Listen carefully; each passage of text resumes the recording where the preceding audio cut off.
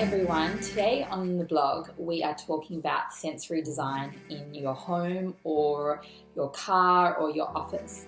Right now I'm sitting on the floor of my bedroom and I love this room. There's beautiful light in here. It's surrounded by all of the things that are most important to me, and it genuinely feels like a really peaceful abode, and so I naturally gravitate to this area in the house, and that's at the very core of what I'm going to be talking to you about today. We all know the feeling when you walk into a cafe and something just does not feel right. I don't know if it's the fact that it's really dark or it just feels, empty, or just the mood does not feel right and you don't really want to be there. So you either leave or you stay and you eat your meal or your coffee and you leave. And then you just take a deep breath in and you're like you've gone and you've left and it's behind you. You just needed to get out of there. Why is this the case? Why do we feel this way in certain spaces and not in others? And then there are cafes that you walk into and they're vibing and buzzing and there are so many people in there and the food's great and the music's pumping and you just feel awesome. You never want to leave. And there's a reason for that. And we don't actually know why, because it's not something that we tick off the list and say, oh, it's got this, this, and this. It's a general feeling.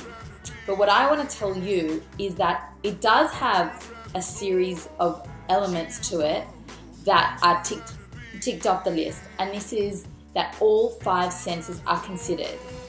And so this applies to our own home. It applies to our car spaces. It applies to our offices and even our desks at our offices. If we're not feeling good, if we're not feeling, happy and comfortable in that area, then something's not right and it is affecting our emotional status. It is affecting our emotional health. And that, in a sense, needs to be fixed. So I want to share with you a story that happened to me. And it was about my own living space and how I suffered from where I was living in a very negative way. So basically, I used to live in an apartment that I was renting with my husband, Richie, and it was a small apartment in Melbourne, and there was no light that came through. It was a very small amount of light. It was at the ground floor, and there were bordering very tall buildings, so there was never any sunlight that came through. It was constantly cold. We had rising damp issues. We had mold issues. The house smelt. Every time I walked into that space, I felt gross. I just hated being there. And I used to sit in my car until the sun would set to go into my house, which is absolutely ridiculous. But the fact is that because there was no sunlight and natural, beautiful light coming into the home, I did not want to be in there. And it affected my mood, it affected my spirit, it affected the energy I put out into the universe. And as a result, I believe that there were, life wasn't its best then. I moved out of that apartment. We moved into a friend's house, which was light-filled and beautiful and warm and just so comfortable.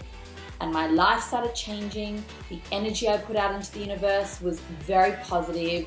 Good things were coming back to me. And overall, I was generally so much happier.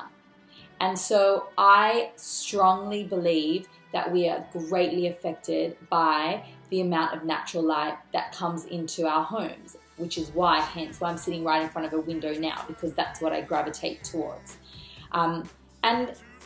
It's a proven thing. When you're in the sun, you release a hormone, serotonin, which is a mood booster. And this, in fact, would clearly make your mood happier.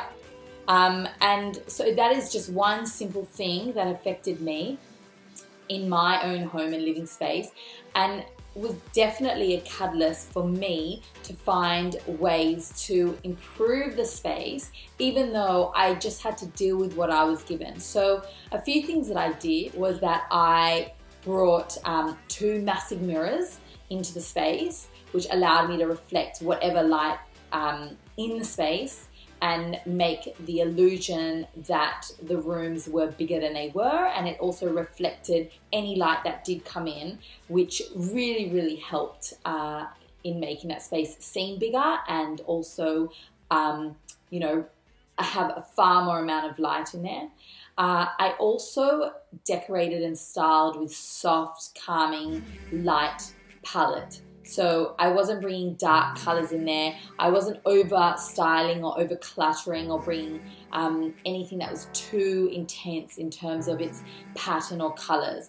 So these are just 2 little tips that can help you. Another tip that I would recommend is bringing in fauna or flora. It also enlightens the room. It brings nature inside your home, and whether you understand it or not, it's going to elate your mood in some way or another. So if you are in a similar situation and you feel that you need to brighten up your space because you don't have much natural light and you feel like your home is not making you feel the happiest that you could be, try some of those tips, and I can guarantee that you will definitely feel a small difference, if not a big difference, but it will certainly help make the space more emotionally healthy, because in the end of the day, we want to come home to an abode. We want to walk off the streetscape and into our own escape, and if we're not getting that, then we're always going to feel negative effects of our own home. So let's try and make some goals to change that, and I hope this little video has helped you in some way or another.